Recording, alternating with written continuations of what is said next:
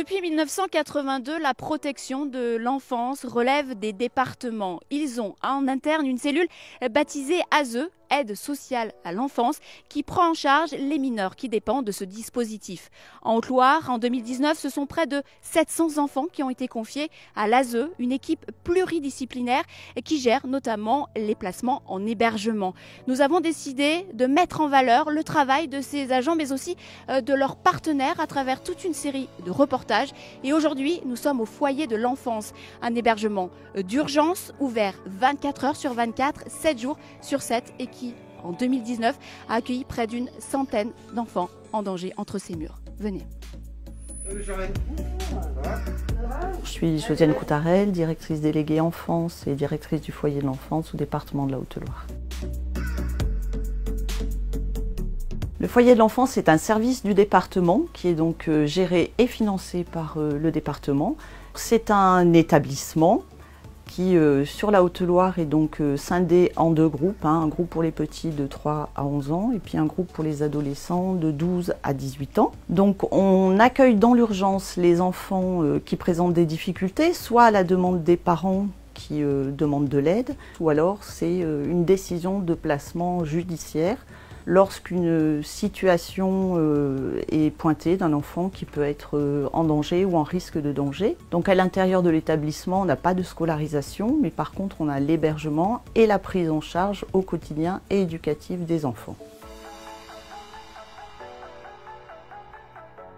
Alors sur une année, on a à peu près 70 enfants qui transitent dans nos murs, sachant qu'on fait aussi au niveau du foyer de l'enfance l'accueil d'urgence des mineurs non accompagnés qui arrivent en direct sur le département. Je suis William Sefour, je suis éducateur au foyer de l'enfance. Ça date de mon adolescence, c'est un peu personnel, mais j'ai pas de problématique avec ça. Ça fait quand même quelques années que je travaille. Moi, j'ai voulu devenir éducateur depuis que j'ai 14 ans suite à un problème personnel familial. Et donc, j'ai rencontré ce métier à travers des éducateurs moi-même. Depuis 14 ans, j'ai toujours voulu devenir éducateur et j'en suis là aujourd'hui. Donc, ouais, c'est de la résilience, on va parler de résilience, mais c'est ça, ouais. C'est essayer un peu de rendre et d'essayer d'aider les jeunes au quotidien. Dans cette partie de la vie qui est quand même compliquée, l'adolescence, où ils ont rencontré des problématiques familiales, où ils sont en échec scolaire, et c'est essayer de leur rendre ce qu'on a pu m'apporter, et le pourquoi de je me lève tous les matins, c'est un peu ça, ouais. Il faut réussir à couper, certes, quand on rentre chez nous, mais on a toujours une part de notre boulot qui est avec nous. C'est un métier où d'autant plus avec les adolescents, si on ne s'engage pas pleinement, si on partage leur vie, tout simplement, ça c'est une réalité. On est dans leur vie à un instant T.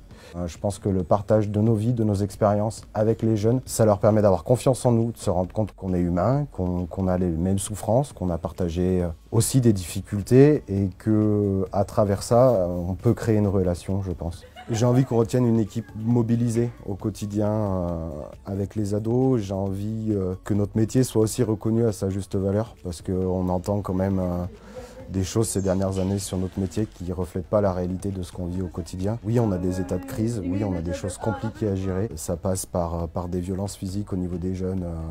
Il faut pouvoir tenir pour pouvoir les aider jusqu'au bout. J'aimerais que, ouais, on fasse un bilan sur l'ensemble des jeunes qui sont passés ici et quelle image ils ont et qu'on ne soit pas sur des images qu'on a pu voir dans les médias, parce que ça reflète pas la réalité de ce qu'on vit, tout simplement. C'est pas ce pourquoi on s'engage et c'est pas ce qui se passe dans la réalité au quotidien ici. Bonjour, je m'appelle Nathalie Abouzi, je suis maîtresse de maison au foyer de l'enfance. En maîtresse, c'est entretien et nettoyage des locaux.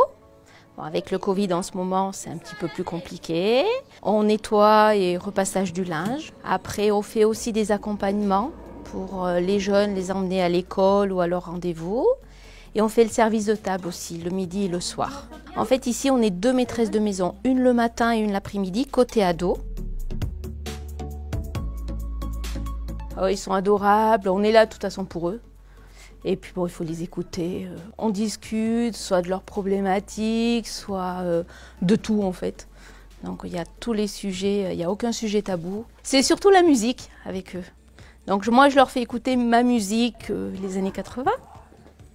Et eux, ils sont plutôt rap, donc j'apprends aussi. Donc c'est pour ça qu'on se complète avec les jeunes. S'ils ont besoin de moi, ils m'appellent. Sinon, effectivement, je ne suis pas éducative. Donc moi, ça me va très bien mon rôle. Ça fera comme un peu une deuxième maman pour eux. Tout le monde a le droit de vivre avec un sourire. Il faut essayer de beaucoup de communiquer et de parler. Il y a toujours des solutions, je me dis, dans la vie. Après, il y a des hauts et des bas, ça c'est la réalité. Mais il faut toujours aller de l'avant. Vous pouvez retrouver l'intégralité de ce reportage sur le site internet du département, le www.haute-loire.fr. La prochaine fois, nous vous invitons au Chambon-sur-Lignon pour rencontrer l'équipe de la MEX, entendez par là la maison d'enfance à caractère social. À très bientôt.